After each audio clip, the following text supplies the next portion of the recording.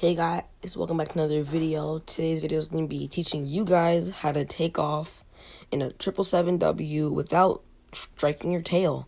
So right now we are taxiing to runway 26 left of San Francisco. First thing you want to do is announce that you're taking off so all traffic knows that.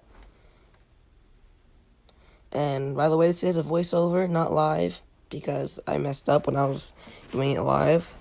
So next you're going to want to check and make sure everything's on. Strobe lights, landing lights, APU, make sure seatbelt lights are on, all that other stuff, generators, blah, blah, blah, bleed air, blah, blah.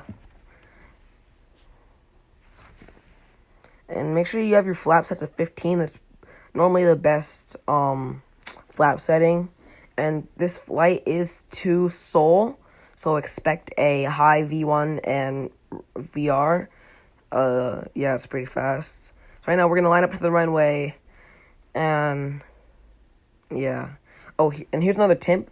You don't want to put your angle of attack, your pitch, over 7 degrees on rotation, because you will tail strike. The max I like to do is 7 degrees. In this video, I did about 5 degrees, which was a bit too much, but eh. And so you want to rotate slowly so that your gear comes up slowly instead of all fast and stuff like that. So doing final checks. Put your engine to 30%. Make sure you're calibrated. Make sure they're running. And then put them to toga, which is going to be about 85% for today. Release your parking brake. Calibrate one more time, just so you don't want to mess your stuff up. Don't pull a Captain Rye. And no one's going to notice because Captain Rye doesn't watch my videos. So anyway, we're going to be rolling here. V1 is 160. VR is 165 knots. And you'll see when I start... I'll start for notifications, by the way. You'll see when I start my rotation, it's going to be... I'm going to rotate quite quickly, but in replay, you're going to see that I didn't strike my tail.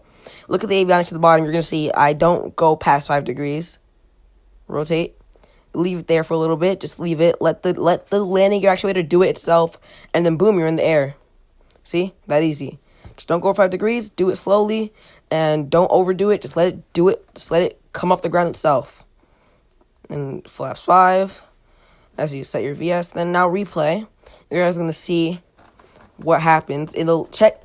When you're watching this replay, look at the landing gear. You're going to want to see that once I start my rotate, the landing gear comes up itself. That's what the landing gear actuator is supposed to do. And look at my tail, and you see I don't tail strike. I just let it do itself. As you can see, we are rolling. And then we rotate.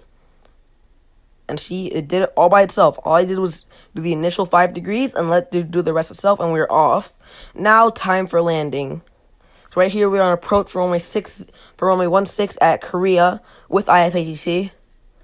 So what's best is to do ILS approach. It's a lot more stable than a visual approach if you're newer to the game.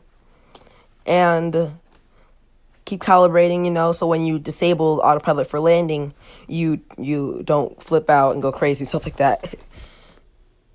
So make sure to do your final checks, blah, blah, blah. I did that already. Keep calibrating, because I'm always moving around. It's really just approach. Oh, and also this plane is very easy to float. So I recommend coming in at a slightly higher speed. So if you want to butter, you want to come in at a slightly higher speed than normal because you don't want to flare too much.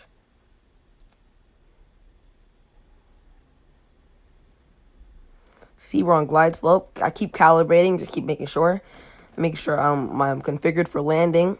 We have a Malaysian 55522 behind me in A380. So you see I'm coming in at 138 knots, which is really good for me because I'm really light. I have 4% fuel when I did this long haul. I'm on final.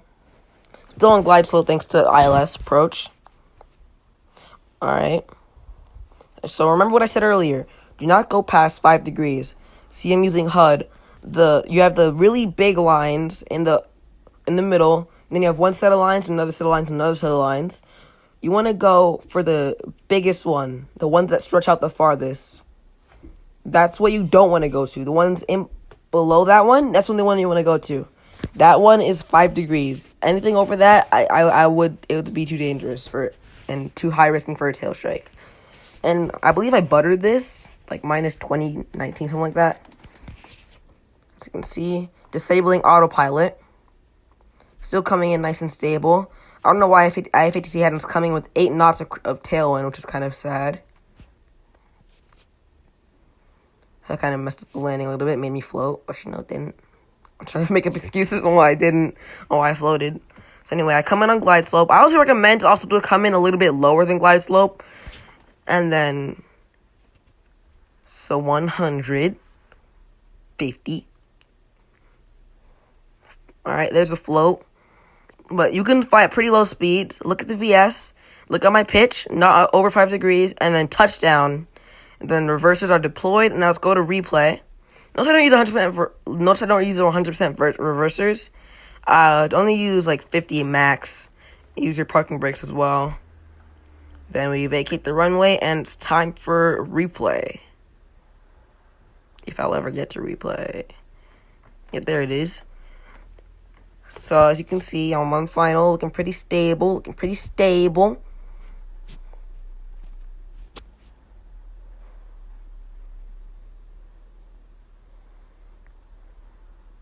I started my flare a little bit too early. I should have idled my engines a little bit more. Start the float, let me come down. Anyway, thanks for watching this tutorial. I hope you guys like and subscribe. I have to do this fast because the video is about to end. Thank you so much for watching. Bye.